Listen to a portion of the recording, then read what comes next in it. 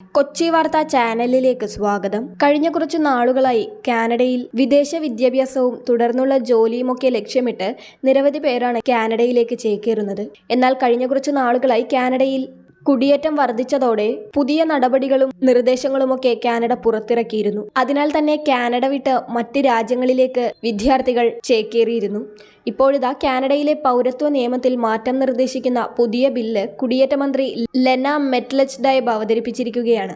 കാനഡയിൽ കുടിയേറുകയും പിന്നീട് പൗരത്വം ലഭിക്കുകയും ചെയ്തവരുടെ മക്കൾക്ക് വംശാവലി അടിസ്ഥാനമാക്കി പൗരത്വം നൽകുന്ന നിയമനിർമ്മാണമാണ് അവതരിപ്പിച്ചത്. ഇന്ത്യൻ പ്രവാസികൾ ഉൾപ്പെടെ നിരവധി കുടിയേറ്റക്കാർ ഈ ബില്ലിനെ സ്വാഗതം ചെയ്തു. വംശാവലി അനുസരിച്ചുള്ള പൗരത്വത്തിന് ഒന്നാം തലമുറ പരിധി ചേർക്കുന്നതിനായി 2009 പൗരത്വ നിയമം ഭേദഗതി ചെയ്തിരുന്നു. നിലവിൽ കാനഡയ്ക്ക് പുറത്ത് ജനിച്ച കുട്ടിക്ക് പൗരത്വം ലഭിക്കണമെങ്കിൽ മാതാപിതാക്കൾ ഒന്നുകിൽ കാനഡയിൽ ജനിച്ചതോ അല്ലെങ്കിൽ ആ കുട്ടിയുടെ ജനനത്തിനു മുൻപ് പൗരന്മാരോ ആയിരിക്കുകയോ വേണമെന്നായിരുന്നു ഭേദഗതി. കാനഡയ്ക്ക് പുറത്ത് ജനിച്ച കനേഡിയൻ പൗരന്മാരുടെ കുട്ടിക്ക് പൗരത്വം നൽകാൻ കഴിഞ്ഞിരുന്നില്ല. കാനഡയ്ക്ക് പുറത്തുനിന്ന് ദത്തെടുക്കുന്ന കുട്ടിക്ക് നേരിട്ട് പൗരത്വം നൽകുന്നതിനും കഴിയില്ല.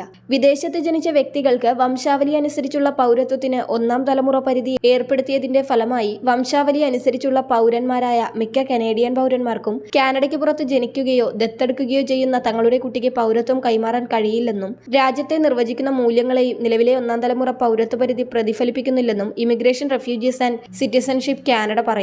കഴിഞ്ഞ വർഷം കോടതി വിധി പുറപ്പെടുവിച്ചതിനെ തുടർന്നാണ് ഈ ഭേദഗതി കൊണ്ടുവന്നത്. ഒന്നാം തലമുറ പരിധി ഭരണഘടനാ വിരുദ്ധമാണെന്ന് കോടതി വിധിച്ചു. മുൻ ഇമിഗ്രേഷൻ മന്ത്രി മാർക്ക് മില്ലർ കഴിഞ്ഞ മാർച്ചിൽ ഈ നിയമനിർമ്മാണം അവതരിപ്പിച്ചെങ്കിലും അത് പാസാക്കാൻ കഴിഞ്ഞില്ല. തുടർന്നാണ് ബിൽ വീണ്ടും അവതരിപ്പിച്ചത്. നിലവിലെ പൗരത്വ നിയമത്തിലെ പ്രശ്നം ബിൽ C3 തീർച്ചയായും അഭിസംബോധന ചെയ്യുകയും തിരുത്തുകയും ചെയ്യുമെന്നും കനേഡിയൻ സർക്കാർ അറിയിച്ചു. ബിൽ പാർലമെന്റിന്റെ ഇരുസഭകളിലും പാസ്സാവുകയും അനുമതി ലഭിക്കുകയും ചെയ്താൽ ഈ മാറ്റങ്ങൾ പ്രാബല്യത്തിൽ കൊണ്ടുവരാൻ എത്രയും വേഗം പ്രവർത്തിക്കുമെന്നും IRCC വൃത്തങ്ങൾ പറഞ്ഞു. കൂടുതൽ വാർത്താ അറിയിപ്പുകൾക്കായി കൊച്ചി വാർത്താ ചാനൽ സബ്സ്ക്രൈബ് ചെയ്യുക.